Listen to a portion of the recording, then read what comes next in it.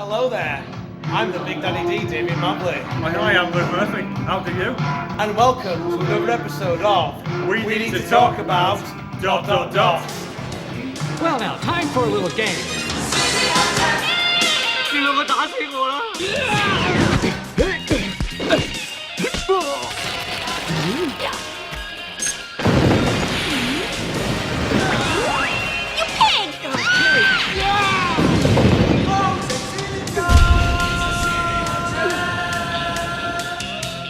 This time we're going to be concluding our Chop Socky Trilogy with... Try saying that fast 3 times. City Hunter, a 1993 Hong Kong action comedy based on a popular Japanese comic book, an animated series, and starring Jackie Chan, one of the most recognisable and influential movie stars in the world, who has arguably surpassed the legendary Bruce Lee in the martial arts action movie genre with classics such as Police Story, Drunken Master, Rumble in the Bronx, and Project A. However, here on We Need to Talk About... we rarely talk about movies that are well known. We like to look at over movies that are often overlooked or forgotten gems, little nuggets that are hiding in the rough. Or in this case, a movie that the leading actor was so overly disgruntled on that he went as far as to state in interviews, including on this DVD and Blu-ray, of his dissatisfaction. Martial arts aficionados are only too well aware of the illustrious over of the punch, kick, stunt and gurnmeister Jackie Chan. However, for those hermetically sealed people that live in a vacuum and are completely unaware of his 5 decades long 100-odd film back catalogue, then would allow myself and Luke a moment to talk about Chan the man himself. And also ask, where the hell have you been? Indeed, because I do feel that once again we're getting a little ahead of ourselves. So let's start off at the very beginning. Jackie Chan's road to stardom started at the Peking Opera. When his father immigrated to Australia to become head chef at the US Embassy, Chan's parents enrolled him at the China Drama Academy. Chan trained rigorously for the next decade, excelling in martial arts and acrobatics. Chan became close friends with fellow group members Sammo Hung and Yun Bao, and the 3 of them later became known as the 3 Brothers or the 3 Dragons. Chan began his film career by appearing in small roles at the age of 5 as a child actor. At the age of 17, he worked as a stuntman on the Bruce Lee films Fist of Fury and Enter the Dragon under the stage name Chan Yong-lung. He received his first starring role later that year in Little Tiger of Canton. That had a limited release in Hong Kong in 1973.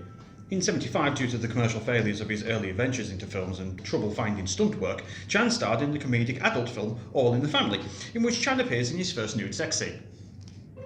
I'm sorry, what now? Yes, Chan at one point made the equivalent of a Confessions of a movie in China. Think on that for a while. Or don't. In 1976, Jackie Chan received a telegram from Willie Chan, no relation, a film producer in the Hong Kong film industry who had been impressed with Jackie's stunt work. Jackie was offered an acting role in a film directed by Lo Wei. Lo had seen Chan's performance in the John Woo film Hand of Death in 1976 and planned to model him after Bruce Lee with the film New Fist of Fury. The film was unsuccessful because Chan was not accustomed to Lee's martial arts style. Chan's breakthrough role came in 1978 when he was loaned out to Seasonal Film Corporation under a 2-film deal. Now, directed by Yuan Wu-ping, Snake in the Eagle's Shadow gave Jackie complete creative freedom, something that was unheard of at the time. Chan drew on everything from martial arts to slapstick comedy. Snake in the Eagle's Shadow was a hit, and it was quickly followed by Drunken Master, further cementing Chan's mainstream success. And the rest is history. Willie Chan became Jackie's manager, overseeing his first moves into international productions such as Battle Creek Brawl and Cannonball Run. Back in Hong Kong, Chan produced hit after hit. In 1982, Jackie Chan began experimenting with elaborate stunt action sequences in Dragon Lord, which featured a pyramid fight scene that holds the record for the most takes required for a single scene, with 2,900 takes. In 1983, Project A saw the official formation of the Jackie Chan stunt team and added elaborate, dangerous stunts to the fights and typical slapstick humour that had inspired Jackie from watching old Buster Keaton and Charlie Chaplin movies, including one scene in particular where, at one point, Chan falls from the top of a clock tower through a series of fabric canopies. Police Story in 1985 contained many large-scale action scenes, including an opening sequence featuring a car chase through a shantytown and a climatic fight scene in a shopping mall. This final scene earned the film the nickname Glass Story by the crew due to the huge number of panes of sugar glass that were broken. During a stunt in this last scene in which Chan slides down a pole from several stories up, the lights covering the pole had heated it considerably, resulting in Chan suffering second-degree burns to his hands, as well as a back injury and a dislocation of his pelvis upon landing. Ouch. Yeah. Chan performed similarly elaborate stunts in numerous other films throughout the 1980s and 1990s, such as several Police Story sequels, Project A Part 2, Dragons Forever, and many others. One stunt, however, performed in Armour of God, almost ended his life. Chan had to literally jump from a high wall into a tall tree. Now bear in mind that there were no safety harnesses or nets to catch him if the stunt went wrong. The first take went well, but that wasn't enough for Chan, who felt he could do the scene better. On a later take, disaster struck. The branch that Jackie tried to grab broke, and he plummeted 5 meters to the ground below, hitting his head on a rock. Now, although he initially thought he was okay, as it turns out, upon landing, a piece of bone had punctured through his skull and into his brain. Now, Chan was flown to the hospital, was in surgery for 8 hours, and as a result he now has a permanent hole in his head filled with a plastic plug and slight hearing loss in one ear. Now, just really quickly on this, He's the he big fell Foley on the action 5 meters, hit his head on a rock and got up. Now that... Dude, that's hardcore. Yeah. By the time we got to the early 90s, Jackie was the biggest star in Hong Kong cinema, and it began to attract a lot of attention throughout the rest of the world as well, including a massive fan base in Japan. Jackie asked his fans in Japan what character they would like to see him play, and the vast majority of the answers he received was Ryo Shaber, the lead character in the City Hunter comic strip series. The comic had also been adapted into a popular animated television series throughout the 80s. The series focused on the adventures of a lady-chasing private detective, with cities and storylines that were heavily influenced by the James Bond movies and popular Western shows like Magnum P.I., Miami Vice and Moonlighting. There were also comical elements in the stories, based majorly around the lead role being a bit of a womanising pervert. Think of him if Archer was set in Japan. He doesn't think with his head, well, or at least not the one he probably should be thinking about, and this does transfer to the film too. The manga also has a really harder edge to it, whereas the film genuinely ups the comedy. I cannot see the Ryo Shaber of this movie taking on a gang of thugs high on PCP. really can't. Ryo mostly works alone, although he did have a partner at one point before he was gunned down. With his dying breath, he asked Ryo to look after his tomboy niece, but never to seduce her. Ryo honours his promise to his late friend, but she really gets fed up with the attention he gives to other ladies, often leading to a running gag in the comics where she hits him with a large comical mallet that seems to appear from out of nowhere. There have been various other adaptations since, in the example of the film Mr. Mumbles, in which the characters are much more like the City Hunter anime and manga. However, because they didn't have the actual rights to use the names at that point, all the characters have different names. Yes. There was also a French adaptation as well called Nicky Larson. So in which, right, Ridiculous. French City Hunter. apparently City Hunter is huge in France, but they actually end up calling both the show and the main character Nicky Larson. So it's like, I'm going to watch Nicky Larson on the telly tonight, you know. Vive la France. And who knew the French even had a sense of humour? Although if you think about it, he's rude and he's clearly obsessed with food and sex. Clearly he's French. Clearly he's French. he's Pepe Le Pew. There goes all his French subscribers. There's French subscribers that are now left. There was also a Korean television series in 2011 that dropped a lot of the comedy and was very serious in tone. Although, to be honest, the movie with Jackie Chan as the title character perhaps still remains the most well-known adaptation of the manga/anime. To this day, this is actually the closest that Jackie Chan has gotten to play a comic book character in a movie. Yeah. Now, Jackie wanted to work with other directors, especially if they were able to work fast and get the film shoot completed quickly. Jackie wanted to make sure that he had more than one film coming out each year in order for him to stay on top of the Hong Kong film industry.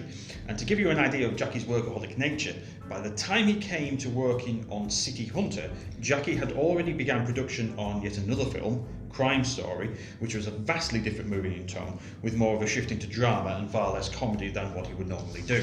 Anyway, it was during this time that he met Wong Jin, a director who was well known for quickly putting out several movies in a short period of time that had moderate budgets that made massive profits. As production of the live-action adaptation of City Hunter began, it was agreed that Jackie and his stunt team would direct all the action sequences, whilst Jin would direct all the scenes involving dialogue. Now, that actually would suggest that there was a script at some point. Now, although Gary Daniels and Richard Norton actually say in the interview section on the Blu-ray that they never actually saw a script for the movie at any point. Just a few pages outlining the basic outline of the plot. Jim would actually write the dialogue for the scenes on the very same day that the scenes were being filmed. I mean, not only did this make it difficult for the actors to establish their characters, but Jim would only do a couple of takes for each dialogue scene before quickly moving on to the next one. And that was when he was actually on the set. I mean, sometimes there were days where he wasn't present at all. He would just give his written notes to the crew and get them to film it without him. A true artist. Wow. Clearly he had other things to do. Ale and whores? Possibly. In comparison with this, Jackie was an absolute stickler for perfection, as he usually was, taking about 6 weeks alone to film the end fight scene between himself and Norton before he was happy with the finished results. Okay, so, plot. City Hunter! That's really good, that.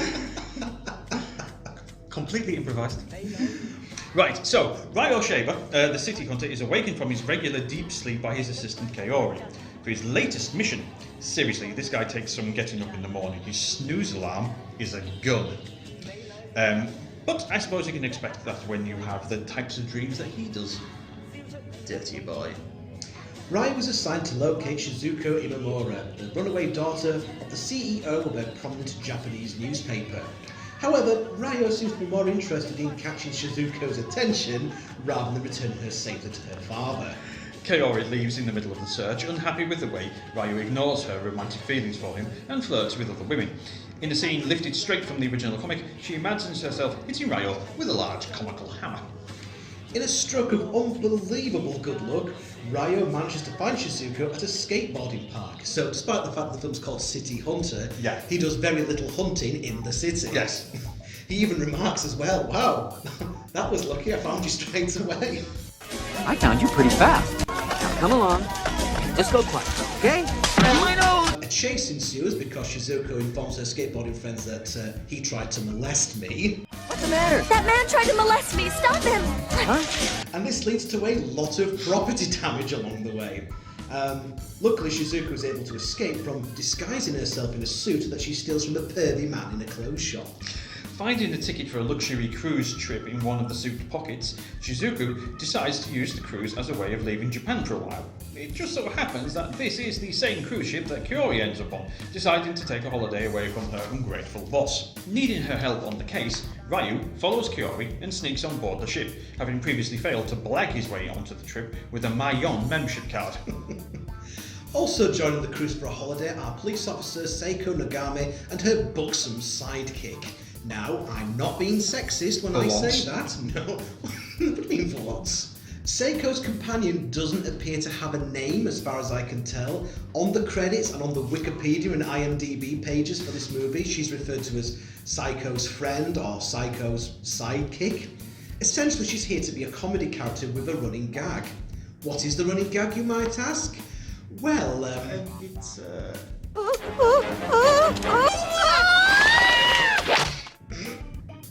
Okay, moving on. A terrorist gang led by MacDonald have also... terrorist called McDonald's, I'm sorry. What? Anyway. I'm expecting a clown to sort of lead them on. Ronald McDonald, the terrorist. Anyway, a terrorist gang led by MacDonald have also boarded the ship with plans to hijack it and take the rich passengers hostage. Kaori hasn't come onto the cruise by herself though. She has her distant cousin, Rocky, joining her. Now then, what can we say about Rocky? Aside from the fact that he appears to have very loose elastic in his trousers, he's also a filthy fucking pervert. If you thought Ryo was bad, he's worse. Yeah, and he clearly wants to bed Kaori, despite the fact that she's his cousin. I'm gonna make love to you, baby! Ryo comes out of hiding to try and find some food whilst trying to avoid being spotted by the ship's crew. There's a running joke throughout the movie that's like something from a Carry On film, where Ryo hasn't had anything to eat all day and eventually begins to hallucinate, literally imagining the women at times as pieces of meat. Now, he can't get any food, or sex it seems, so you can imagine Sid James to pop in at one point with his trademark dirty laugh. A lot of Hong Kong comedies at the time had humour like this. Looking back on this now, it really hasn't aged well, and yeah, it can really be seen as being in bad taste. You think? Yeah, that's an understatement. Staying next door from each other, Shizuko overhears MacDonald's plan. MacDonald discovers her and sends one of his men to kill her, but she clumsily manages to knock him out and escape. She then bumps into the ship's first officer, who takes her to the boiler room under the guise that they're going to see the captain. But it turns out that he's also with MacDonald's gang as well, and has brought her into the boiler room to permanently silence her. Luckily for her, Ryo's been hiding down there and manages to save her. Now, when MacDonald's gang arrive, the officer is killed in the shootout, while Ryo and Shizuko escape into the movie theatre where Game of Death is being shown. Linking back to the first episode of our Chop Socky Trilogy. In particular, the scene in which Bruce Lee is fighting against Kareem Abdul-Jabbar. Ryo ends up fighting two massive opponents that both resemble Kareem, and after getting his ass kicked for a while, Ryo watches and interprets Bruce Lee's on-screen techniques from the film to defeat his two giant opponents. Considering Jackie's early start in his career as a stunt double in Bruce Lee movies, it's actually really nice that these two share a scene together. Kinda. Hey, you were real good. You too. At the ship's casino, a party's in full swing, but is interrupted when MacDonald kills the captain and terrorises the partygoers. After robbing them of their valuables, he entices the rich patrons into a sadistic card game. A few opponents are quickly disposed of by Mac, who appears to be using Robocop's gun for some reason. That is until Cao Ta, a skilled card gamer who uses his playing cards as if they were shurikens, joins in and becomes a very difficult opponent for him to beat. He isn't a character from the sequel anime or manga, rather he's an original character that's been put in as a reference to some of Won Jin's other movies, in particular the God of Gamblers series. Ta is able to buy some time for the passengers by keeping Mac and his henchmen distracted. But MacDonald spots Ryo and Shizuko on a security camera due to Ryo stopping to adjust his hair and pose for a bit. City Hunter. This happens a few times in the film when it kind of goes City Hunter. City Hunter, City Hunter, City Hunter, City Hunter. It's like he's the Japanese version of Shaft. Damn right. The thing is though, when this happens, he actually breaks the fourth wall when it happens. Yeah. And gives a kind of like a knowing grin or, He's like, yeah, I'm really cool. I'm City Hunter. But I think it's safe to say that just like Shaft, Ryo Shaber is one badass mother. Shut your mouth. With Mac distracted, Tar and Psycho put an end to his sadistic game, attacking his henchmen and grabbing some weapons to defend themselves and the passengers. As MacDonald and his men attempt to make a hasty exit, Ryo leaps into action, quite literally, and rides on a plastic dolphin. I as you do. McDonald's henchman Kim kidnaps Curie and takes her to his room. When Ryo bursts in, both men fight before McDonald and his men interrupt, capturing Ryo in the process. Curie escapes, bumping into the rest of the main characters. Between them, they take down a slightly camp terrorist that was trying to get Rocky into bed with him. Keep me company tonight. Pardon?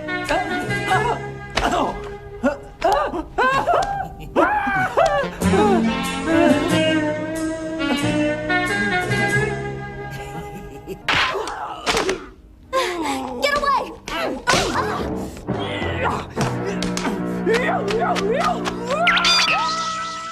And make plans to rescue Ryo. Now, can we just stop Yes, for a moment? Please let us.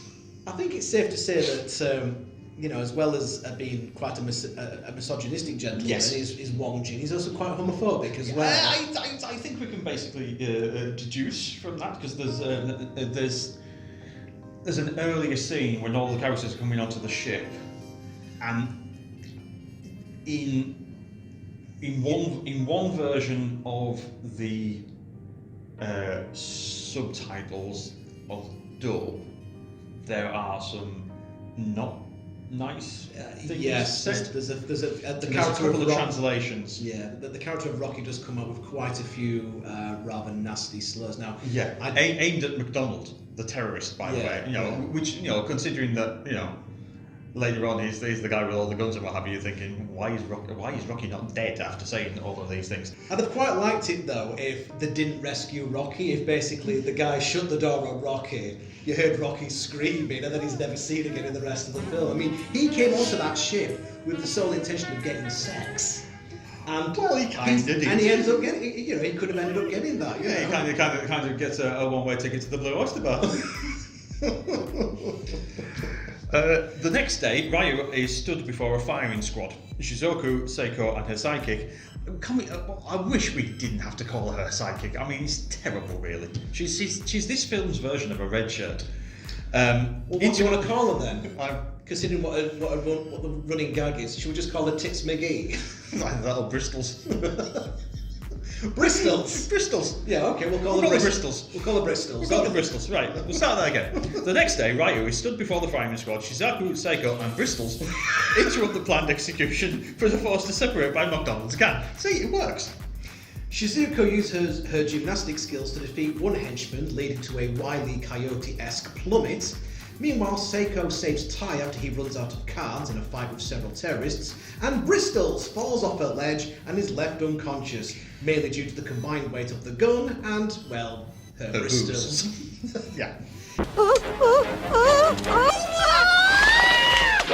Yes, this is something that happens more than once throughout the film. And again, moving on very, very quickly. Ryo goes into the gaming parlour with his hands still tied, but is thrown into a Street Fighter 2 arcade game by Kim and suffers an electric shock. Now, this causes him to hallucinate and think that Kim is Ken Masters from the game. After getting knocked against the arcade cabinet by a hurricane kick, Ryo accidentally selects E Honda on the character select screen and actually becomes the Sumo Grandmaster. Although due to Jackie having a partnership with Mitsubishi, a rival car company, E Honda's name is actually changed to E Hondi. Despite using such techniques from the game like the 100-hand slap and the human torpedo, Jackie Honda is defeated, but Ken isn't done yet, as Guile and Dalsim turn up next. These are actually two young disc jockeys that we saw performing on the ship earlier on, in a scene that will probably have you reaching for the fast forward button on remote control. And they were previously seen playing the arcade game. Think of these two as like the Eastern equivalent of Kid and Play, or Keenan and Kel, or Ant and Dec.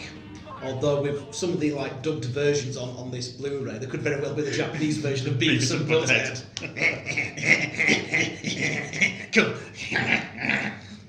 Despite using such techniques from the game like the Sonic Boom and the Yoga Fire, Ken defeats them both with a barrage of Hadoukens. Ryo then returns and manages to defeat him as Chun-Li. What the fuck is Jackie Chan? Wait, what now? Yep. Jackie is dressed as Chun-Li. Oh, show off your t-shirt. Yeah, fight like a girl, guys. And even does the spinning bird kick. We're not making this up. We're really not making this up. This is possibly the most well-known scene in the entire movie. Wong Jin was a massive fan of Street Fighter 2 and has actually used the likenesses of several characters unofficially in another film he made the previous year, Future Cops. Oh God, Future Cops.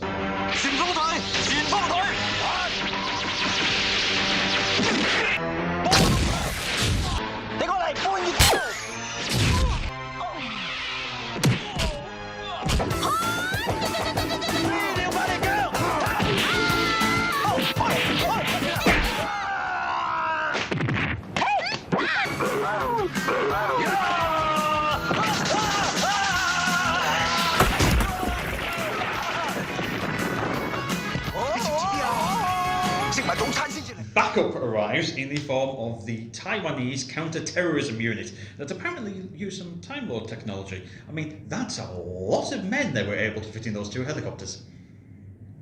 Have you just stuck another Doctor Who reference in an episode? Might have done. Splink! Splink! Splink! Splink!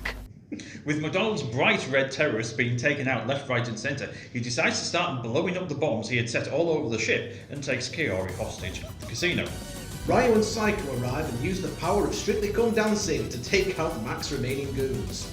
Mac, now with his tuxedo jacket off and looking like the final boss in a video game, starts a long, beautifully filmed final fight scene with Ryo, with nightsticks and a long pole.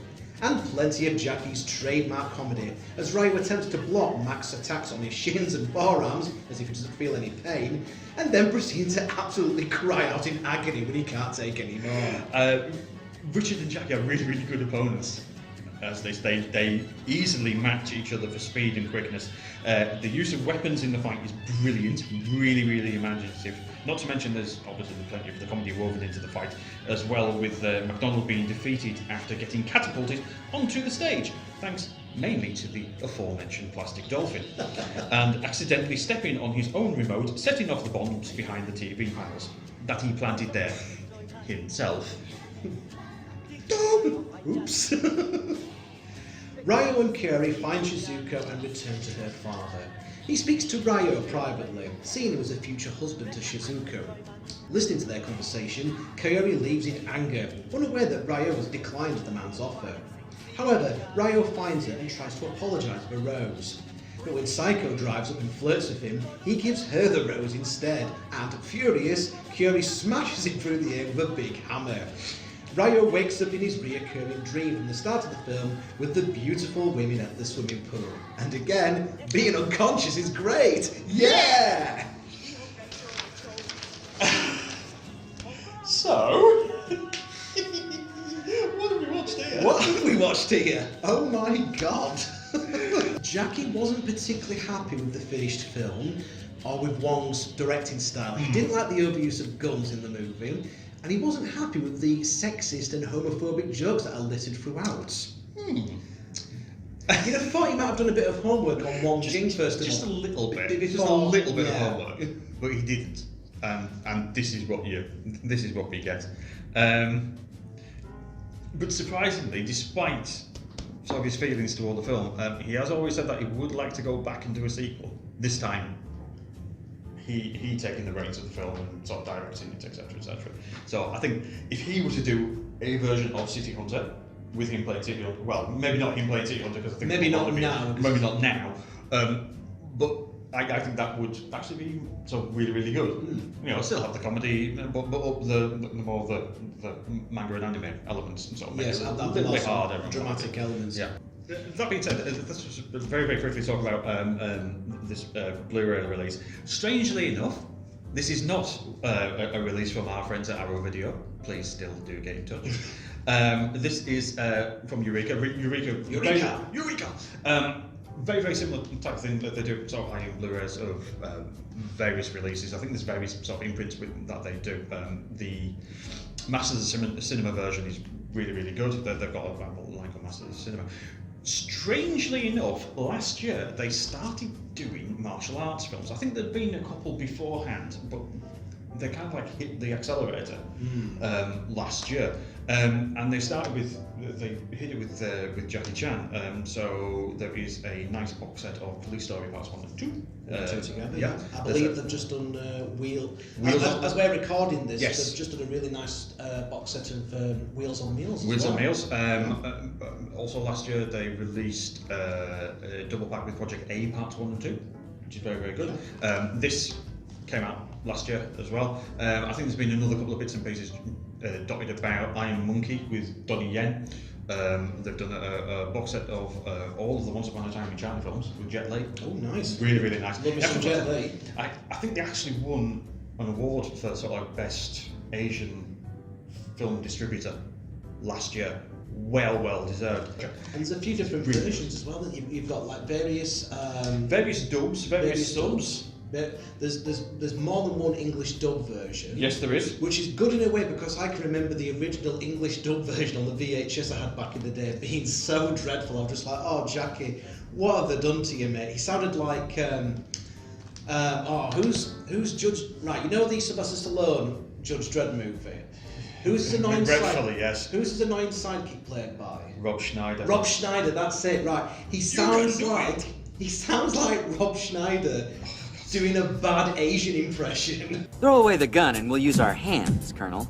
Oh my Jesus. Yeah, some of the dubbing's not too bad. I mean, at least with this you get a choice between different dubs and subtitled versions.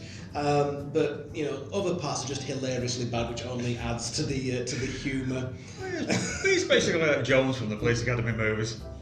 What I would have liked to have come with this as well is a soundtrack. I mean, the soundtrack's brilliant, particularly the end theme, which is, again, in typical of Jackie Chan films, the theme song, City Hunter, is sung by Jackie himself, and I'd love it if a soundtrack CD came with this as well. So are we basically now saying that Jackie Chan is the Hong Kong version of Dennis Waterman?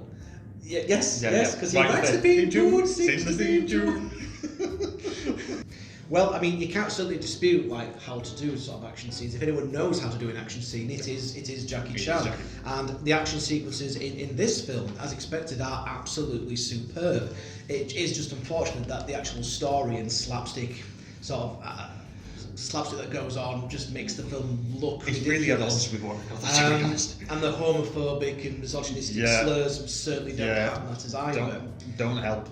However, you could argue that the excitement generated by seeing Jackie Chan and Gary Daniels playing dress-up as a number of characters from the video game led to the production of the official Street Fighter movie adaptation starring Jean-Claude Van Damme and Raul Julia. Although I'm sure that's going to be a video for another time, we do have a request for it. Yes. So that will be done at some point. And the person who made that request will be hunted down. Of course! So for the first time since our Zardos episode, we've actually got Josh holding the... Josh is the cameraman. Say hello, Josh. Hello. Good man. Yes. You know, normally your job is taken up by a tripod, you know, it's good to know that your job's normally taken up by something that I got from Poundland, but you know, that doesn't matter.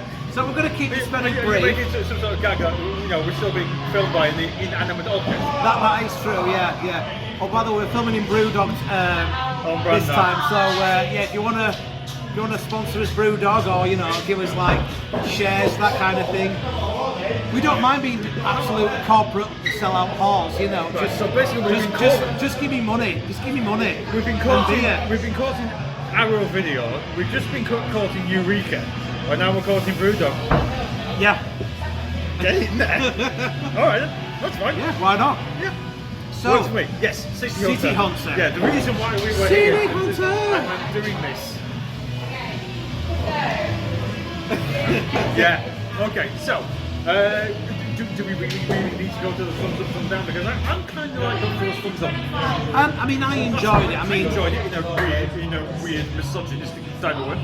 Yeah, if you can look past the misogynistic, homophobic humour that goes on, you're still getting an absolutely fantastic action movie. You know, the Street Fighter 2's fight scene alone is enough to make it a cult classic. I mean, when I was speaking to Josh about it, Josh holding the camera there, I said, Josh, have you ever heard of a film called City Hunter? No, I haven't. It's got Jackie Chan in it. Oh, okay. It's the one where he dresses up as Chun-Li. Ah, now I think I may have heard of that one. Yes.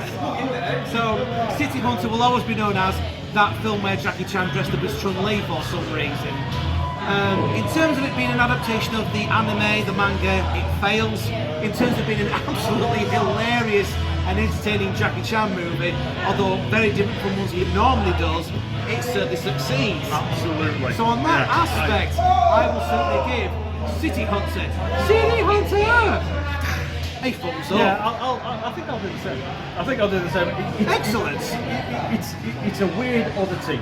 Yes, it is. In Jackie Chan's filmography. Which fits nicely with the type of films that we tend to review anyway, isn't it? We have a theme. You know, like we reviewed Casino Royale that time, and not the one with Daniel Craig, the one from 1967, where there was like stupid amounts of money being spent. And just out of curiosity, Josh's friend Will is with us at the moment. This is taking a lot of explaining to do for him. Say hello, Will. Hello, Will. Yeah. He's probably wondering, what the fuck are these two on? It was thinking, you know, I was expecting I was expecting a nice drink on a Friday night, but I've ended up with these two. I think you're in a TV interview or something. Yeah. And well, Right, it's only going to get worse, mate. I'm here with these two like middle-aged movie boys talking about some obscure Jackie Chan film from the 90s. Yeah. Well, When I probably wasn't even born. well, if you think that was a hold, wait till We're you going see. even worse Yeah. now. We are going. Right. Yeah, we're gonna have to do this really. Aren't we? Yes, we are. Tell everybody what We it are. is. I have the Right. DVD under the table. Really? I thought you were just pleased to see me. Right. For the first time ever, we're actually going to tell you what the next episode is going to be. Well, no, we said that in the previous episode of the Bruceploitation. We said we're going to do City Hunter next. Did we? No. So for the second time, for God's sake. we will tell you what the next episode is. So, if we were going to be honest, if we were going to say something like what's our favourite British film ever, we could possibly go on and say, well, perhaps it's something worthy, something like from Ken Loach or Mike Lee. Something from the British New Wave of the 1960s. Saturday night, Sunday morning, we've just sort of lost Albert Finney, who died recently. Rita Sue and Bob 2. That's a good Yorkshire film. Yes, yes. Come on, kiss you bastard. Something like This Sporting Life or something like that. Something about, something from us northern about Rugby League. Right, I'd love to say that it's one of that. However, if I'm being completely and utterly truthful, it isn't. No, because based on this channel and the stuff we've looked at before, we'll be taking a look at Carry On Up the Khyber. And quite frankly, you hear that? That is the sound of every single subscriber leaving this channel right now. Sorry, try not to advertise Computer Exchange there. So Yeah, please do, yeah. Other retailers are available. Naturally, well, although not usually on the high street these days. Yes, we're going to do Carry On Up the Khyber. Ooh, I do feel queer. Oh God, Yep, what time have we done? we are going back to the 60s. We are taking a look at an absolute British classic, considered by many to be not just one of the best British films ever made, but also one of the best carry-on films ever made. Absolute high point of the Carry On series, Carrying Up the Khyber, The Devils in Skirts. Yes. There's nothing to be afraid of. Ooh, I don't know. Here we go. To be fair, we were going to have to do this at some point. Yes, we were going to have to do it a was Carry On film. inevitable. It was inevitable. We're going to have to do a Carry On film at some point. We're going to do Carry On Up the Khyber. Yes, that's next. City Hunter's done. Moving on. The whole entire sort of Bruce Lee, Bruceploitation, City Hunter, martial arts, Chop Socky shenanigans, gazanga. We are officially is done. Chop Sockied out, so we need to go need for to do something something else. completely different. And lo and behold, And probably we drink a lot can't get more much as well. more different than this. So, be sure to join us next time, why don't you? In the meantime, subscribe to the channel, leave a like, leave Links, a comment, etc. share this Here with all your somewhere. friends, share it across social media, like us on Facebook, follow us on Twitter, all that usual gubbins. And we will see you next time for We Need to Take a Look at, we need to talk about... You got the title of our fucking video wrong. I've had a few of these, that's my excuse. We need to talk about ... Carry On Up the Khyber. Until next time, I am the Big Daddy D and I will say goodbye. I'm Luke Murphy and I will say I had a shit day at work on an idea, Mike. And Josh, will you want to say goodbye? Bye. Bye, guys. Yeah, wonderful. Yeah. And we will see you next time on We Need to Talk About ... Goodbye, everybody. Bye bye.